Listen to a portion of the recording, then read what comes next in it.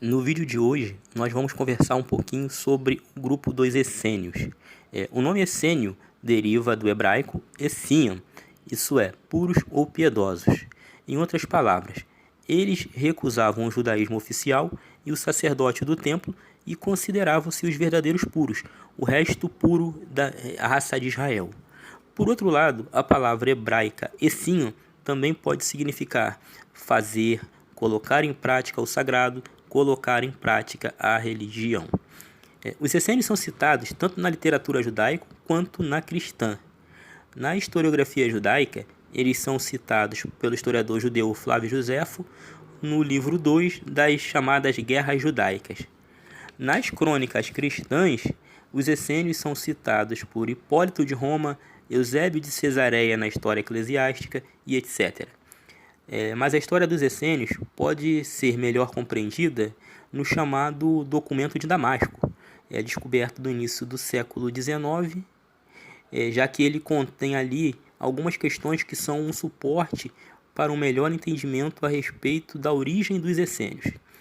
Acrescenta-se também os manuscritos de Qumran, encontrados na região da Jordânia, região do Mar Morto, em que encontram-se catalogados ali algumas descrições e alegoria que nos permitem pressupor a origem dos essênios. Mas ainda não é possível se afirmar com precisão o início do movimento essênio. A hipótese mais plausível é que eles tenham surgido no século II a.C., de um grupo chamado Racideus, grupo este que havia se unido ao exército macabeu para combater os seleucitas. E aí a referência é o livro de primeiro e segundo livro de Macabeus, a revolta dos Macabeus. Pela análise dos manuscritos, pode-se dizer que eles foram liderados por alguém identificado como mestre da retidão ou mestre da justiça, que segundo os documentos era um sacerdote de origem sadoquita, isto é, da linhagem de Sadoc, da mesma linhagem dos saduceus. Sadoc, a descendência de Sadoc, que foi designada por Deus no livro de Ezequiel para servir o sacerdócio do templo, o sacrifício, o sangue e da gordura. E os essênios, eles têm uma linhagem também desse grupo. E a hipótese mais aceita para se descrever o fim do grupo dos essênios é que eles foram massacrados pelos romanos durante a Guerra Judaica Romana, que foi uma incitação dos zelotes, e essa revolta culminou com a destruição do templo e a expulsão dos judeus da província da Judéia pelas tropas de Vespasiano e Tito no ano 70 depois de Cristo. Ou seja, essa revolta incitada pelos zelotes culminou com a destruição do templo, como Cristo havia predito, e não ficará pedra sobre pedra, a expulsão dos judeus mundo afora, a chamada diáspora, no ano 70 depois de Cristo. E só retornaram agora, depois da segunda, até aquela região, depois da Segunda Guerra Mundial. Uma das evidências de que eles foram massacrados é que nenhum dos essênios retornou para recuperar os seus documentos. E fazendo um adendo também, é preciso dizer que existem discussões acadêmicas a respeito da autoria dos manuscritos de Qumran. E mesmo havendo quem a contrapõe, a hipótese mais aceita é a de que os essênios são mesmo os autores dos manuscritos. Além disso, os essênios foram importantes tanto para o pensamento dos judeus da antiguidade quanto para os cristãos primitivos, porque vários desses manuscritos são livros da Bíblia. Nós temos fragmentos do livro de Isaías, diversos fragmentos do livro dos Salmos e diversos outros livros do Antigo Testamento, da chamada Bíblia hebraica. Não por acaso, a imagem de João Batista, que vivia no deserto, se alimentava de ervas, era celibatário, pregava o jejum, a penitência e o batismo, é associada aos essênios. Afinal de contas, os essênios eles possuíam uma regra de vida rígida e austera, com jejuns, vida celibatária, castidade, somados a preces e meditações cotidianas, todo dia e toda noite.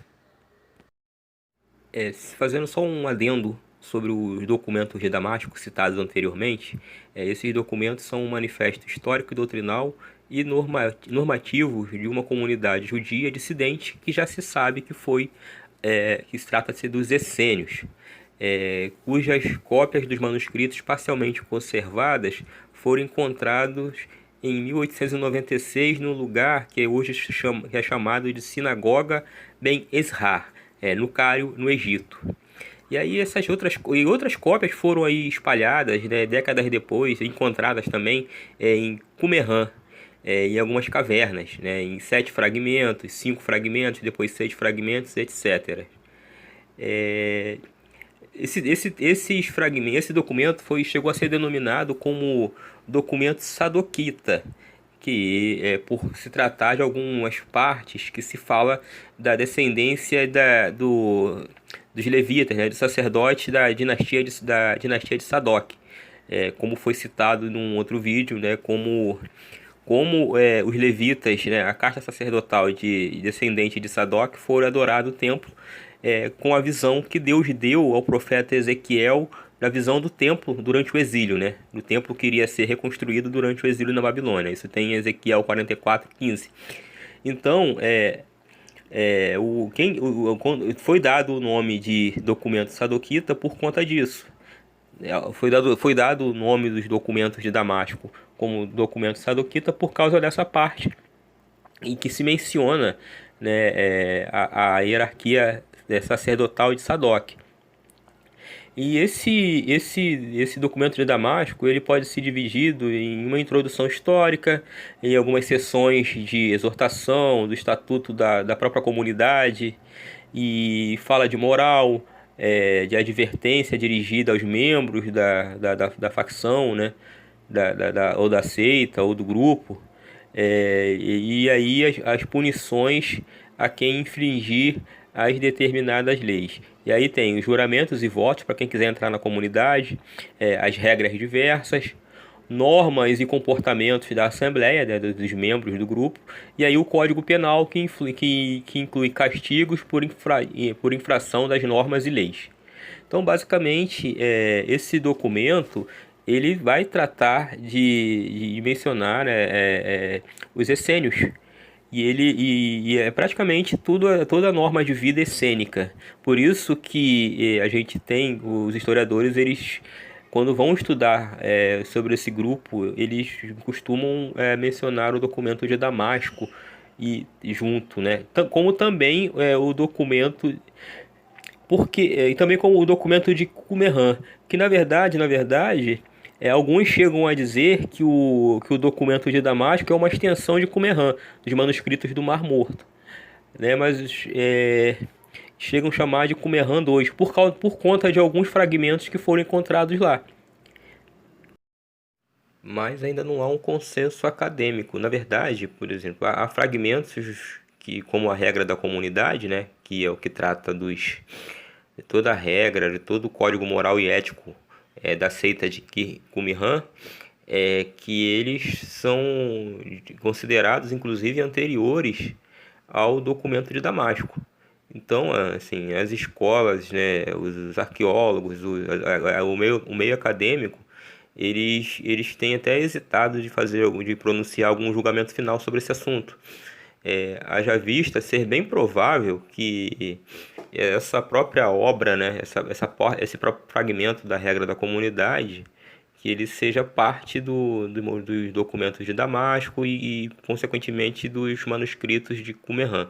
Então ainda há muita discussão. O que para a gente é interessante e é importante, a gente mesmo saber todas essas variações do judaísmo, essas seitas de judaísmo, porque cada uma delas têm uma ideia de Messias diferente. Vamos com exceção dos essênios que se consideram, que repudiavam esse judaísmo do templo e de Jerusalém, né, que são um grupo, tirando os essênios, que são um grupo à parte, as outras facções todinhas, eles tinham uma concepção de Messias diferente. E por ter uma concepção de Messias diferente, a gente consegue entender por que a ideia de um Cristo, de um Messias que morre numa cruz e ressuscita, não é bem vista por nenhuma dessas facções. E todas essas facções do judaísmo vão se unir contra nosso Senhor, vão se unir para matar o Cristo. Entenderam? Então é por isso que é interessante a gente estudar um pouco minimamente cada uma dessas facções: fariseus, saduceus, zelotes. Ou seja, o fariseu achava que o Messias era um gênio da lâmpada, né? Era tudo misticamente e esotérico, aquela ideia esotérica de Messias. Os saduceus já achavam que não existia uma pessoa, que era uma maneira, era um modo de vida na sociedade, né? O Messias era um estilo de vida, era uma sociedade modificada e adaptada, e os zelotes já entendiam que o Messias seria aqueles que queriam comandá-los na luta contra a dominação e a opressão romana. Então cada um dessas seitas tinha uma ideia diferente de Messias. Nenhuma delas batia com a ideia do Messias que morreria na cruz, que instauraria o reino dos céus, né? E que morreria na cruz e ressuscitaria. Isso não. Então por isso Cristo foi rejeitado. Então a gente vai estudar isso aí com o tempo, tá ok?